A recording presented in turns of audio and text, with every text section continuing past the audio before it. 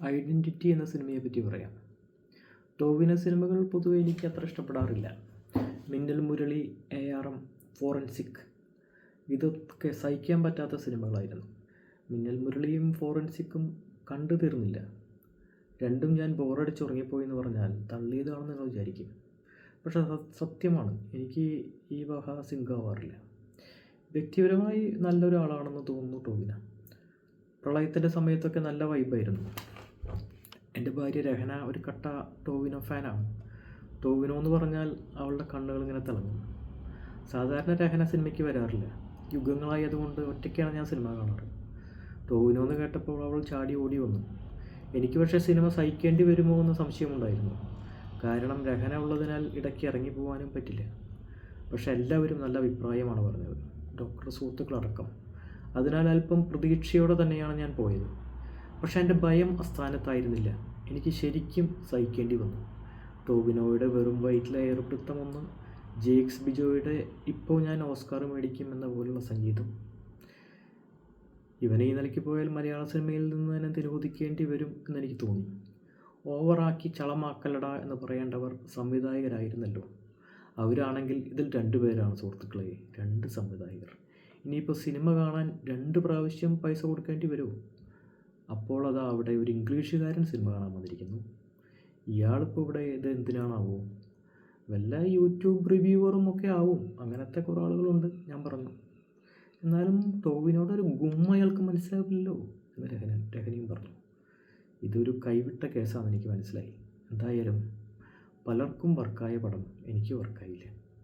ഷമ്മി തിലകൻ്റെ അഭിനയ ശബ്ദഗുണം കൊണ്ട് face blindness വിശദീകരിക്കുന്ന ഭാഗമൊക്കെ കൊള്ളാമായിരുന്നു.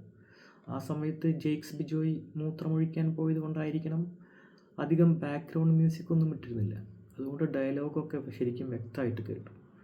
ടോവിനോയുടെ എയർ മാർഷൽ പ്രകടനം കണ്ട് രഹനയും ത്രില്ലടിച്ചു. എല്ലാ ഫ്ലൈറ്റിലും എയർ മാർഷൽ ഉണ്ടാവുമോ അവൾ ചോദിച്ചു.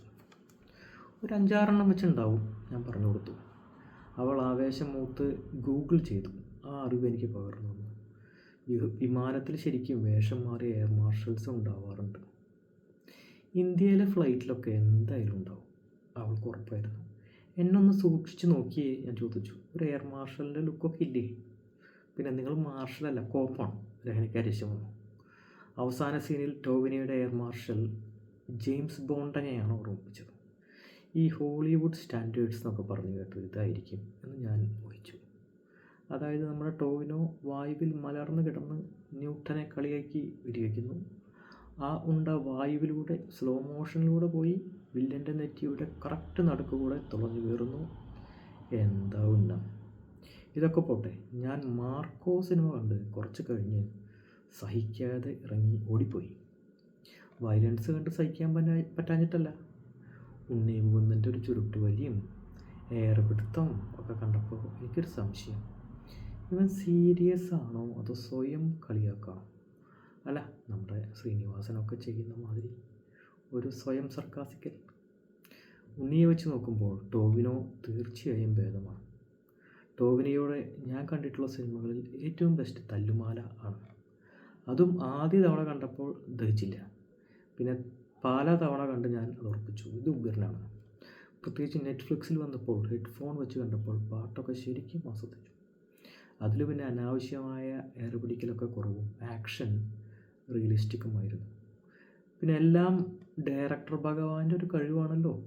അത് ഖാലിദ് റഹ്മാനായിരുന്നു. അതാണ് അതിൻ്റെ ഒരു ഇത്.